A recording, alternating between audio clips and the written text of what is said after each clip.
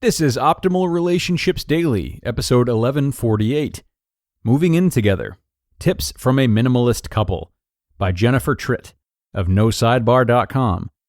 Hello, everybody. I am your host and narrator, Greg Audino. Hope everyone is doing well today. I hope you've found some time to recharge this weekend and maybe finish up what's left of your Halloween candy if you hadn't already done so. Today, I'm bringing you a great post on how couples can minimize together when moving in. Great for the space and great for the relationship too, as far as I'm concerned. So let's hear author Jennifer Tritt's advice on how to do that. We're going to jump right in and optimize your life. Moving In Together. Tips from a Minimalist Couple by Jennifer Tritt of NoSidebar.com. Moving in together at the start of a happy marriage or as a next step in a committed relationship requires effective communication and compromise. Sharing living space when one is accustomed to managing his or her own space and belongings can be unnerving. Decisions and plans need to be made mutually. While my significant other and I both embrace minimalism, we apply the principles in ways that work for us as individuals. Discussion and acceptance of one another's differences are critical. We each place different values on the things we've collected over the years and hold different priorities. While I may be happy to clear out half of my wardrobe, it's insensitive of me to assume that my partner is willing to do the same, or that he will do it as quickly as I would like. One of us may be happy to give everything away, while the other is more enterprising, wanting to try to make a few dollars. Tips from a Minimalist Couple.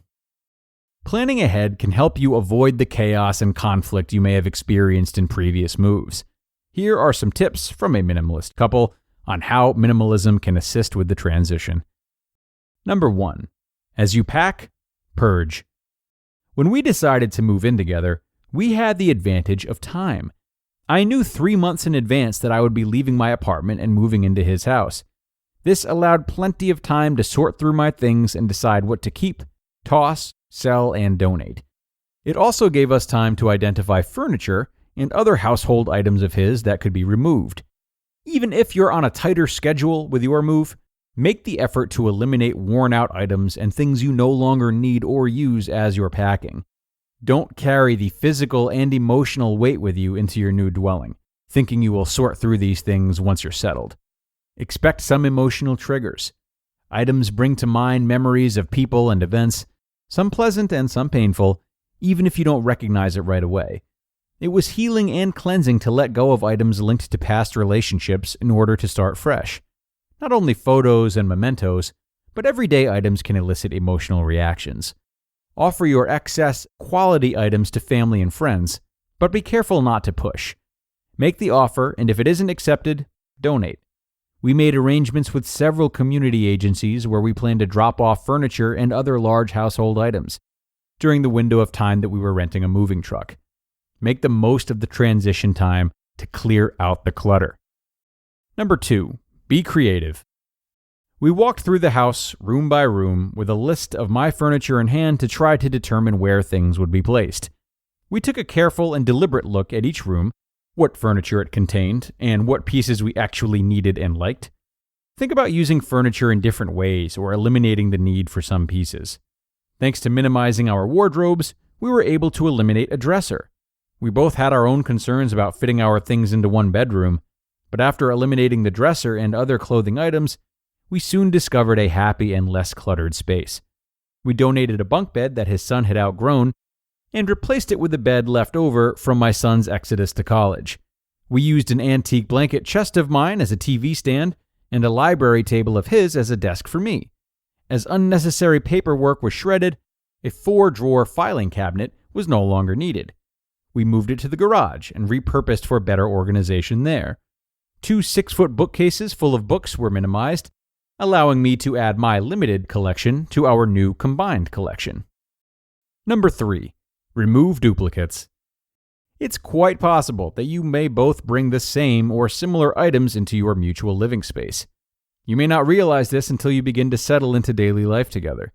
The kitchen is a location where a couple will likely have duplicate items. At first, the drawers and cupboards were a source of consternation for me because they were so crowded and it was difficult to find things quickly. We eventually went through one drawer and one shelf at a time, and when encountering duplicates, decided which one to keep and which one to give away or toss. We will likely repeat this process after more time passes to eliminate items that are not being used. For example, how many pots, pans, and skillets do you actually use? How many wine glasses do you really need? Did we really need 20 beer glasses stored in the freezer? We boxed and are storing extra dishes, pots and pans, glasses, and silverware in the basement for our teenage boys' future use. If they choose not to take it, we'll sell it or donate it. Number 4. Establish minimalist routines.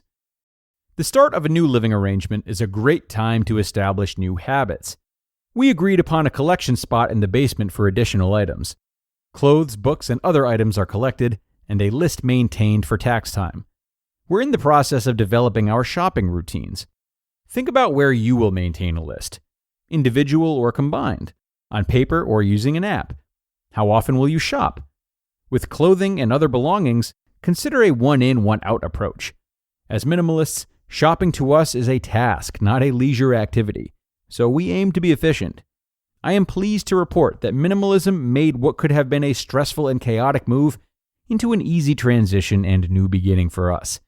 Our home is actually less cluttered, even though we've combined 2 households. We each face individual challenges and our opinions vary, but we mutually desire open space, peace, and unstructured time and less waste and clutter. We happily continue our minimalist journey together. You just listened to the post titled, Moving In Together, Tips from a Minimalist Couple by Jennifer Tritt of NoSidebar.com. And now a word from our new sponsor, BeachBound. BeachBound is an online travel agency with expertise in worldwide beach vacations and experiences. They're a one-stop travel shop that is redefining travel, as customers can book worldwide beach vacations, including flights, hotels, transfers, and excursions in one place. And they're committed to creating unique getaways for their customers' desires. Because in life, we're all bound for different things.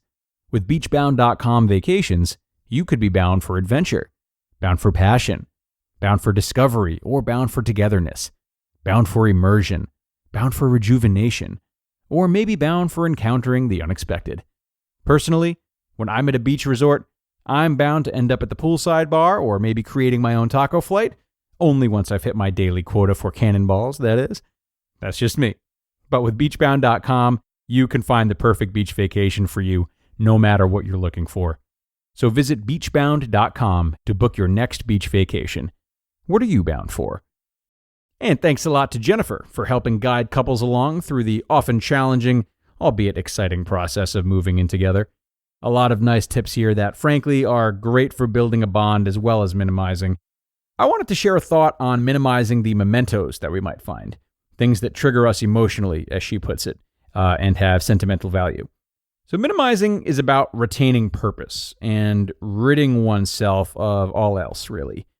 You may be torn on wanting to keep something that is tied to a nice memory, but also takes up precious space, in spite of you not using that item very often. What I like to do is consider what these mementos symbolize, and try to minimize within that memory. So if you have 5 items that remind you of the same great event, maybe keep 1 or 2 of them. This way we're balancing our emotional attachment with our desire to declutter. And of course, some memories mean more to us than others, and keeping all 5 mementos might be the only option. That's okay too.